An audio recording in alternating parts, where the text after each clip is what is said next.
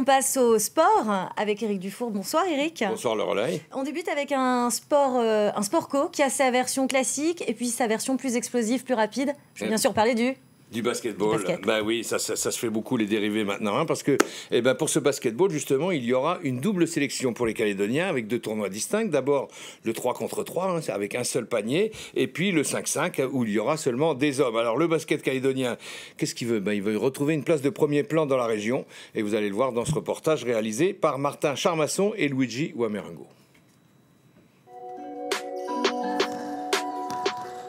Quatrième des derniers Jeux du Pacifique, le basketball 3-3 féminin repart à l'assaut pour monter sur le podium.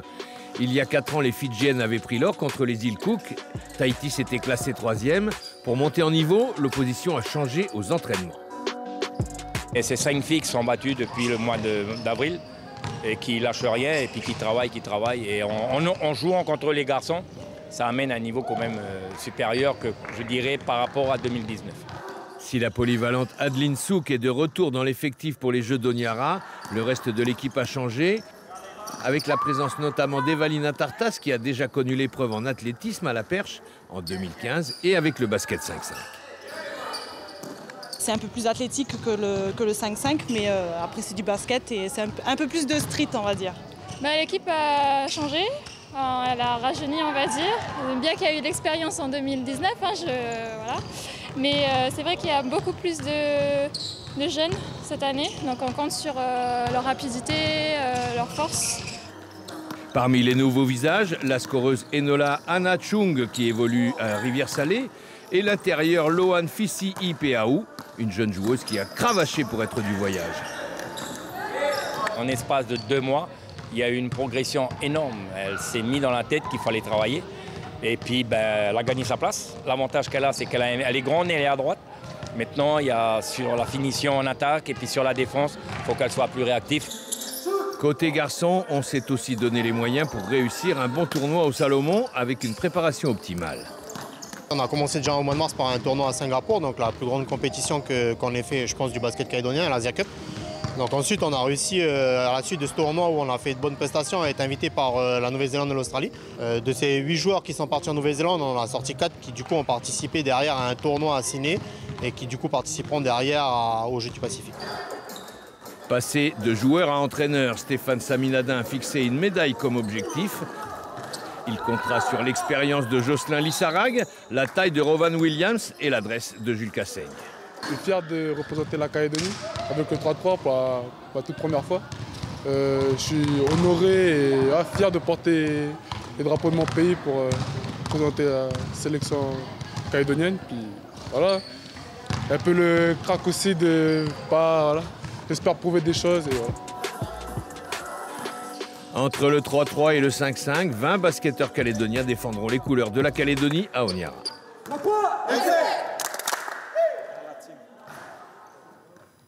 11 athlètes, dont 3 pour le paratennis de table. Les Calédoniens en mode reconquête pour ces Jeux du Pacifique. Ils ne jouissent pas du statut de favoris, mais ils se sont fixés quand même des objectifs de résultats pour revenir parmi les meilleurs de la région. Reportage à nouveau signé par Martin Charmasson et Luigi Wamerengo Palmieri. La parité dans la sélection et le retour au jeu pour Jérôme Morisseau, qui a débuté ici il y a plus de 20 ans. Il renoue avec le maillot Kagou 24 ans après les Jeux de Guam. Dans le Pacifique, c'est vrai que ce n'est pas les années qu'il y avait avant, il y a une vingtaine d'années, où c'était pas aussi bien développé. Maintenant, toutes les nations du Pacifique sont développées et on a maintenant affaire à des joueurs de haut calibre qui sont classés dans le top mondial.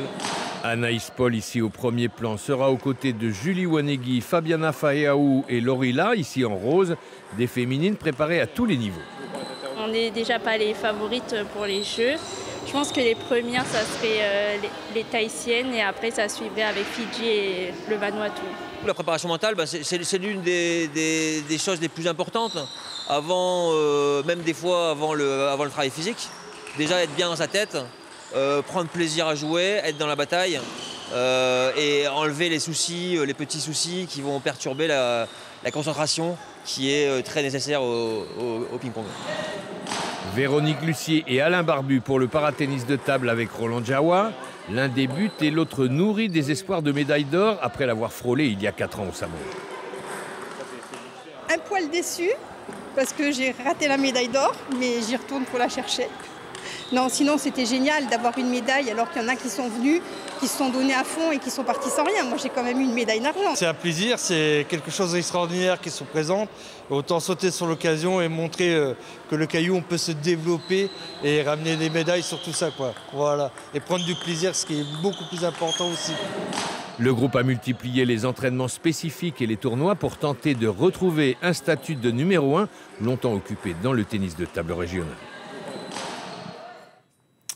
La sélection d'athlétisme est sans doute l'une de celles qui rassemble le plus grand nombre d'athlètes.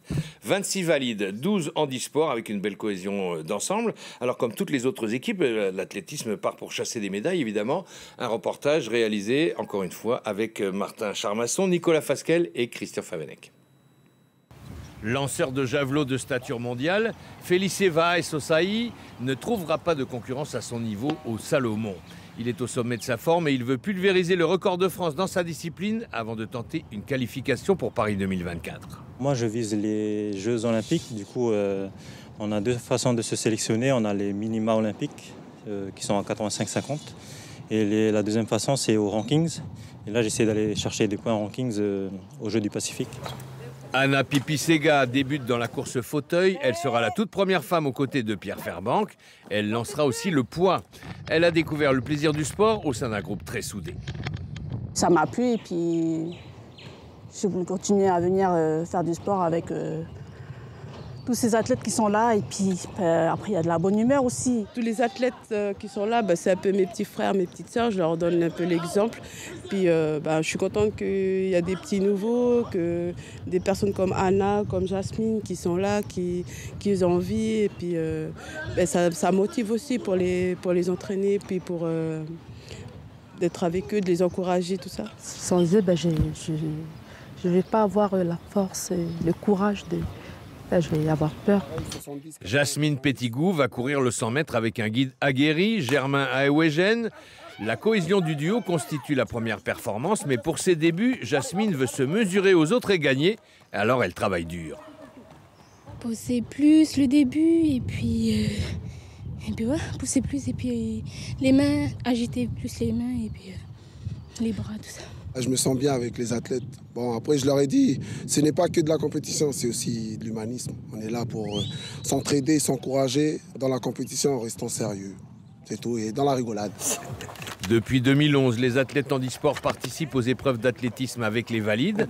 Une intégration simple et naturelle qui a renforcé l'unité du groupe et largement contribué aussi à la performance. C'est l'une des disciplines les plus suivies par le public aux Jeux. Le football calédonien y trouve toujours une belle exposition. Et la sélection part une fois encore avec l'ambition de décrocher une médaille d'or. Elle l'a déjà fait à 7 reprises. Martin Charmasson avec les images de Gaël Etcheverry et Nicolas Fasquelle. Un regroupement à Boulou-Paris il y a quelques semaines avec la sélection A et celle des moins de 19 ans pour bien préparer ces Jeux. Sacré 7 fois champion du Pacifique, le football calédonien est toujours en tête au palmarès de la discipline, devant Tahiti vainqueur à 5 reprises mais privé du trophée depuis près de 30 ans. La Nouvelle-Zélande, venue avec ses moins de 23 ans, avait disposé en finale des Kagous en 2019 à Apia. De solides rivaux qui ne reviennent pas cette année. Alors à Honiara, en phase de groupe, la Nouvelle-Calédonie va rencontrer Tonga et les îles Cook. Les Rouges et Gris peuvent-ils reconquérir leur titre? Ils en ont les moyens, mais ils se sont inclinés face au Salomon il y a quelques semaines.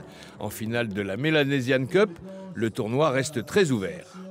C'est le lot des matchs internationaux, des matchs, c'était une sorte de finale. On savait que la moindre petite erreur pouvait être fatale. Elle arrive à un quart d'heure de la fin où c'est dur ensuite de trouver les ressources et le temps pour revenir au score. Malgré tout, on a beaucoup de points de satisfaction quand même si je vous dis la déception prédomine. Un gros challenge pour les Rouges et Gris qui doivent se méfier de leur statut de favoris.